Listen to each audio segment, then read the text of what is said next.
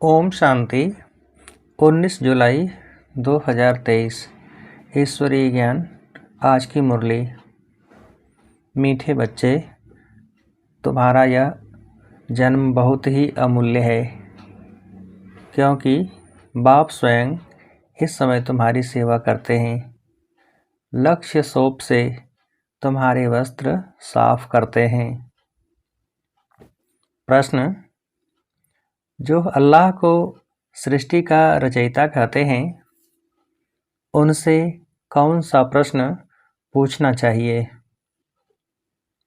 उत्तर: उनसे पूछो, जब अल्लाह ने सृष्टि रची तो रचना के लिए उन्हें फीमेल चाहिए।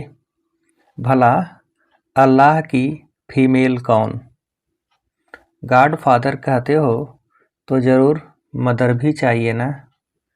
तुम बच्चे इस गुह्य राज को अच्छी तरह से जानते हो। अल्लाह की फीमेल है यह ब्रह्मा, यह है तुम्हारी बड़ी माँ।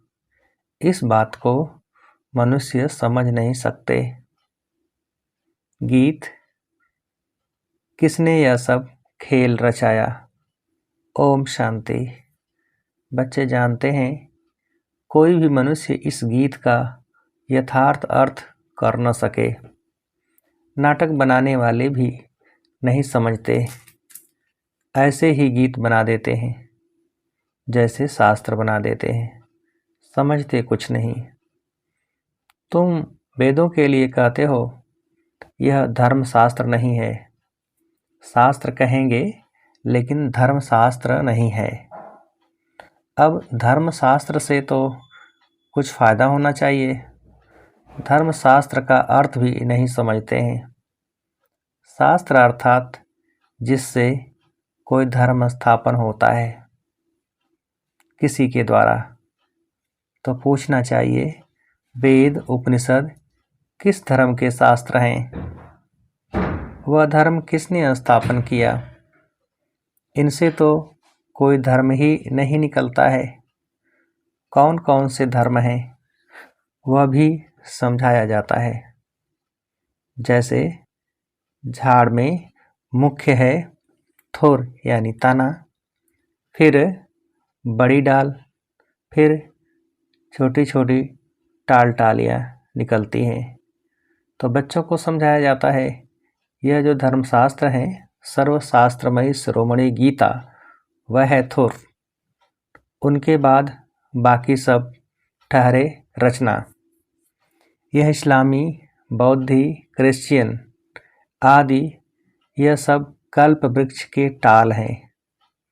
गीता में भी लिखा हुआ है, मनुष्य सृष्टि का झाड़ है।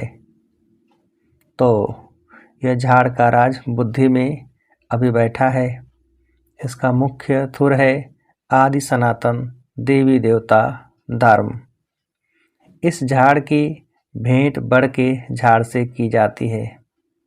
वह बहुत बड़ा होता है। झाड़ जब पुराना होता है तो उनका तना यानी थोर सड़ जाता है, बाकी टालियाँ रहती हैं। यह भी ऐसे ही है। बच्चे जानते हैं, इनका थुर जो देवी देवता धर्म था वह अब है नहीं। परमात्मा 24 अवतार लेते हैं तो वह सर्वव्यापी हो नहीं सकते। जब अवतार लेते हैं तो उनको सर्वव्यापी कैसे कहेंगे? नई बात है ना। कितना बड़ा झाड़ है, थुर है ही नहीं। एक भी मनुष्य नहीं जो कहे हम आदि सनातन देवी देवता धर्म के हैं। सतयुग को लाखों वर्ष पिछाड़ी में ले जाते हैं। कितनी मुश्किलात की बात हो गई है। अब सभी मनुष्य दुखी ही दुखी हैं। सुखी कौन हो सकता है? सन्यासियों की बुद्धि में भी यह भेंट आएगी नहीं कि यहाँ काग बिष्टा समान सुख है और अथाह दुख है। यह उन्हों को पता नहीं है। अब बाप बतलाते हैं, तुमको अथाह सुख में फिर से ले जाता हूँ। इस समय अपना पाठ बजाए सभी कुछ करके छिप जाते हैं। यूं पाठ तो सभी बजाते हैं, इस्लामी, बौद्धि आदि सब छिप जाएंगे, ऊपर चले जाएंगे। यह भी कोई नहीं जानते, मनुष्यों को ही समझाया जाता है, जानवर को तो नहीं बताएंगे। मनुष्य का जन्म सबसे ऊंच गाया जाता है, वह कौन सा? कहते भी हैं कि मनुष्य की तो चमड़ी भी काम में नहीं आती, फिर कहते हैं मनुष्य का जन्म उत्तम है। वास्तव में तुम्हारा यह जन्म उत्तम है, जो बाप बैठ तुम्हारी सेवा करते हैं। दुनिया के मनुष्यों का यह जीवन बहुत कनिष्ठ है।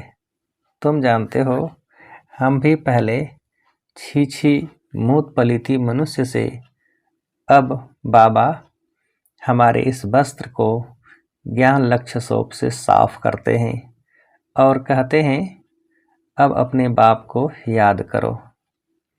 इस दुनिया में बाप को कोई भी नहीं जानते हैं। बाप को जाने तब तो बच्चे बने, शिव के बने, ब्रह्मा के बने, तब पौत्रे कहलाएं। ब्राह्मण भी दो प्रकार के हैं, एक है मुख वंशावली, दूसरे हैं कुख वंशावली। तुम हो ब्रह्मा के मुख वंशावली, ब्रह्मा कुमार कुमारियां। ब्रह्मा का बाप कौन? शिव बाबा। उनका बाप तो कोई होता नहीं, तुमको पढ़ाने वाला भी वह है, तुम्हारा गुरु भी वह है। अभी सम्मुख बैठे हैं, फिर छिप जाएंगे। पतित दुनिया को पावन बनाए, देवी देवता धर्म की स्थापना कर और सबको मुक्ति धाम में ले जाएंगे। 21 जन्मों का सुख दे दिया, फिर और क्या चाहिए? बाबा सदा सुखी तो बनाते हैं, बाकी ऊंच पद पाने के लिए तो पुरुषार्थ करना पड़े। श्री कृष्णपुरी को सुखधाम कहा जाता है। श्री नारायण का बचपन नहीं दिखाते हैं, श्री कृष्ण का स्वयंवर दिखाते हैं। राधे, अगर राधे से स्वयंवर हुआ तो फिर उनका नाम क्या बदली हुआ, वह दिखाते नहीं। लक्ष्मी नारायण का तो मनुष्यों को पता नहीं, उनके जीवन चरित्र को कोई जानते नहीं। तुम अभी समझ रहे हो, कोटों में कोई ही निकलेगा जिसने पूरा चक्र लगाया होगा। तुम यह जानते हो, भक्ति वह करते जो पहले पहले पूज्य से पुजारी बनते हैं। भक्त तो सभी हैं, सरसों के मुआफिक मनुष्य हैं। तुम जानते हो, अब बेचारे सभी मौत की चक्की में हैं। अब तुम बच्चों को बहुत बड़ी बुद्धि मिली है। 84 जन्मों का चक्र बुद्धि में रखना बड़ा सहज है। हम अभी ब्राह्मण हैं, सो फिर देवता बनेंगे, फिर 84 जन्म लेने पड़ेंगे। हम सो का अर्थ भी बच्चों को समझाया है। हम सो हम यहाँ ही गाते हैं, और धर्मों में यह अक्षर ही नहीं। ओम माना भगवान समझ लेते हैं, वास्तव में ओम अर्थात अहम आत्मा। वह फिर उल्टा कह देते, आत्मा सो परमात्मा। अच्छा फिर क्या? हम शरीर तो हैं नहीं। परमपिता परमात्मा तो ऐसे कह न सके कि अहम आत्मा मम शरीर। वह बाप कहते हैं, अहम आत्मा तो बरोबर है, हमने यह शरीर लोन पर लिया है। यह हमारी जुत्ती नहीं है, हमारे पैर हैं नहीं, हमारे चरणों की पूजा हो नहीं सकती। कृष्ण के चरण हैं, हमारे तो हैं नहीं। मैं हूँ ही निराकार। यूँ तो आत्मा भी निराकार है, परंतु वह 84 जन्मों में आती है। मेरा तो शरीर है नहीं, मैं अशरीरी हूँ। तुमको भी कहता हूँ, अशरीरी बनकर मुझे याद करो। तुम जानते हो, बाबा आया हुआ है, उनका क्या पार्ट है? पतित सृष्टि को पावन बनाना। निराकार तो जरूर कोई शरीर में आया होगा। मनुष्यों को पता न होने कारण उन्होंने फिर नाम लिख दिया है फर्स्ट प्रिंस श्री कृष्ण का। अब श्री कृष्ण यहाँ कैसे आ सकता, यह समझकर फिर समझाना है। टैगोर आदि गीता की कितनी महिमा करते थे। वास्तव में यह श्री कृष्ण के बहुत जन्मों के अंत का जन्म है, जिसमें शिव बाबा बैठ गीता ज्ञान सुनाते हैं। बाबा कहते हैं, मैं छोटे बच्चे के तन में कैसे बैठ सुनाऊंगा, जरूर अनुभवी रथ चाहिए। ड्रामा अनुसार हमारा यह रथ मुकर्रर है, ऐसे नहीं कि फिर दूसरे कल्प में और रथ लूँगा। ब्रह्मा द्वारा ही स्थापना करेंगे। कल पहले भी तो ब्रह्मा कुमार कुमारियों ने ब्रह्मा द्वारा वर्षा लिया था। अब आप कहते हैं और संग तोड़ मुझ संग जोड़ो। मेरा तो एक शिव बाबा दूसरा न कोई, तो मात पिता हम बालक तेरे, जिसकी इतनी महिमा है। अभी तुम उनके सम्मुख बैठे हो। विचार किया जाए बरोबर हमको किसने रचा? कहते हैं अल्लाह ने रचा, तो ज़रूर अल्लाह की कोई फीमेल भी होगी। अल्लाह तो निराकार है, उनकी फीमेल फिर कहाँ से आई? तुम गॉड फादर कहते हो, तो फादर हमेशा रचता होता है। मदर ही न हो तो उनको फादर कैसे कहेंगे? बच्चा पैदा होता है तभी फादर कहते हैं ना। यह किसको पता नहीं गॉड फादर की फीमेल कौन है। यह है सबसे गुह्य बातें। आदम बीबी दोनों हैं। आदम उनको कहेंगे तो फिर सरस्वती को बीबी नहीं कह सकते। वह बीबी हो तो फिर उनकी माँ कौन? यह बड़ी समझने की बातें हैं। बाप ही बैठ समझाते हैं। इस हिसाब से यह ब्रह्मा मेरी सजनी हुई। इसके मुख द्वारा रचता हूँ तुम बच्चों को। ब्रह्मा तन में प्रवेश करता हूँ उन्हों को समझाने लिए। फिर जगत अम्बा निमित्त बनी हुई है। आदिदेव ब्रह्मा और जगत अम्बा सरस्वती, यह कौन है? विवेक कहता है ब्रह्मा की बेटी है। तो रचना कैसे रची? ब्रह्मा द्वारा रचा तो यह है बड़ी माँ। फिर समझाने के लिए मम्मा भी है, बाबा भी है। पहले नंबर में सरस्वती जाती है। जगत अम्बा की कितनी महिमा है, अब तुम समझ गए हो। हम सो ब्राह्मण बने हैं, हम ईश्वर की गोद में आए हैं। इसमें भी दो प्रकार के हैं, सगे और लगे। एक ही माता के बच्चे, फिर सगे और लगे का तो सवाल ही नहीं उठता। यहाँ भला सगे और लगे क्यों कहा जाता है? कहते हैं जो सगे बनते हैं वो प्रतिज्ञा करते हैं हम पवित्र बन वर्षा लेंगे, तो ऐसे पवित्र ही गद्दी नसीन वारिस बनते हैं। लगे फिर प्रजा में चले जाते हैं। सगे भी बहुत बनेंगे, फिर उनमें भी नंबरवार होंगे। जितना जो पुरुषार्थ करेंगे वह माँ बाप के तख्त पर बैठेंगे। मम्मा बाबा तख्त पर बैठते हैं तो हमको भी तख्त मिलना चाहिए, परंतु बनेंगे नंबरवार। तो यह है योग की यात्रा। बाबा को याद करना है, सुदर्शन चक्र फिराना है, आप समान बनाना है। मेहनत करनी पड़ती है आप समान बनाने में। बच्चियां परिचय देकर बाप के पास रिफ्रेश होने के लिए ले आती हैं। बाबा देखते हैं कौन कौन बाप से पूरा वर्षा लेंगे और सब तरफ से ममत्व मिटाए एक तरफ लगाएंगे। जानते हैं बाबा हमको विश्व का मालिक बनाने वाला है। बाप कहते हैं हम तुमको स्वर्ग का मालिक बनाएंगे, फिर चाहे सूर्यवंशी चाहे चंद्रवंशी बनो। तो बाप अपने आप सब कुछ कर रहे हैं, फिर छिप जाएंगे।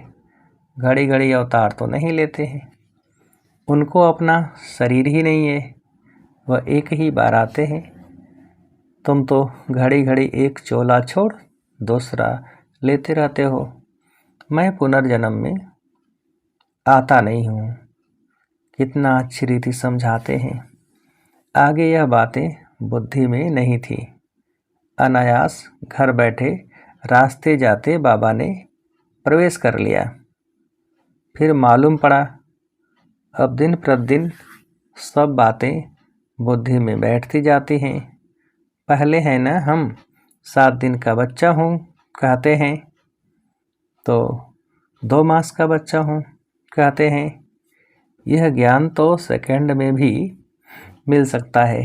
कितने बच्चे हैं, और कोई सत्संग नहीं होगा जहाँ इतने बच्चे हों। प्रजापिता ब्रह्मा और जगदम्बा भी बाप के बेटे बेटी हैं, न कि मेल फीमेल। मेल फीमेल इतने बच्चे कैसे पैदा करेंगे। कुक वंशावली की तो बात ही नहीं। जिन्होंने कल पहले माता पिता का बनकर वर्षा पाया है वही आते रहते हैं। कलम लगती रहती है, बगीचा है ना।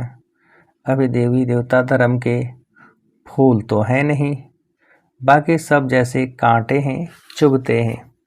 यह कांटों की दुनिया है। बाप आकर कांटों से कली, कली से फूल बनाते हैं। श्रीमत पर नहीं चलते हैं तो फिर गिर पड़ते हैं। बाबा समझ जाते हैं यह विकारों में गिर पड़ा। अभी तुम पतित से पावन बन रहे हो। बापू गांधी भी पतित पावन को याद करते थे, चाहते थे वर्ल्ड ऑलमाइटी अथॉरिटी का राज्य हो। सो तो बाप ही स्थापन करेंगे। तुम जानते हो अब हमको इस कंसपुरी से कृष्णपुरी में जाना है। भारत में सतयुग था, लक्ष्मी नारायण का राज्य था। 5000 वर्ष की बात है। 5000 वर्ष से पुरानी चीज़ कोई होती नहीं। लाखों वर्ष की तो कोई चीज़ रह न सके। देखो तुम बूढ़ी माताएं गुड़गांव से आई हो माता पिता पास, जिनसे वर्षा मिलना है।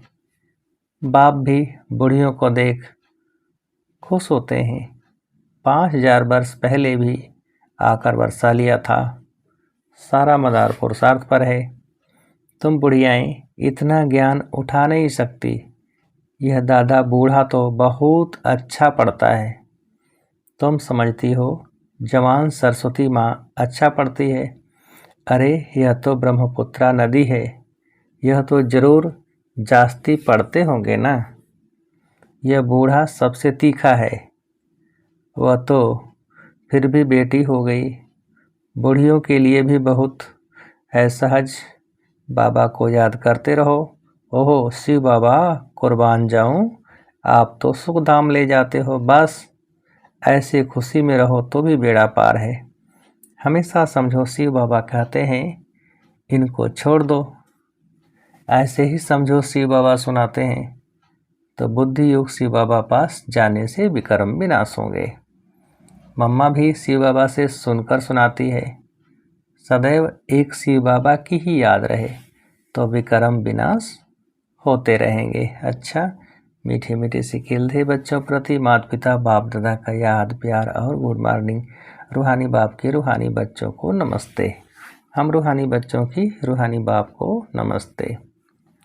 धारणा के लिए मुख्य सार। पहली पॉइंट, गद्दी नसीन पक्का वारिस बनने के लिए पवित्रता की प्रतिज्ञा कर सगा बच्चा बनना है और संगतोड़ एक संग जोड़ना है। दूसरी पॉइंट, आप समान बनाने की सेवा करनी है। कांटे से कली, कली से फूल बनना और बनाना है। नए झाड़ की कलम लगानी है। वरदान, कर्मों की गुह्य गति के ज्ञाता बन। धर्मराजपुरी की सजाओं से बचने वाले विक्रमाजीत भव। विस्तार, सजाओं के अनुभव को ही धर्मराजपुरी कहते हैं। बाकी धर्मराजपुरी कोई अलग स्थान नहीं है। लास्ट में अपने किए हुए पाप यमदूत के डरावने रूप में सामने आते हैं। उस समय पश्चाताप और वैराग्य की घड़ी होती है। छोटे छोटे पाप भी भूत की तरह लगते हैं। पश्चाताप की त्राही त्राही होती है। इसलिए उन सजाओं की फीलिंग से बचने के लिए कर्मों की गुह्य गति के ज्ञाता बन सदा श्रेष्ठ कर्म करो और विकर्माजीत बनो। स्लोगन: जो तन मन धन से बाप पर पूरा बलिहार जाते हैं वही गले का हार बनते हैं। जो तन मन धन से बाप पर पूरा बलिहार जाते हैं वही गले का हार बनते हैं। अच्छा, ओम शांति।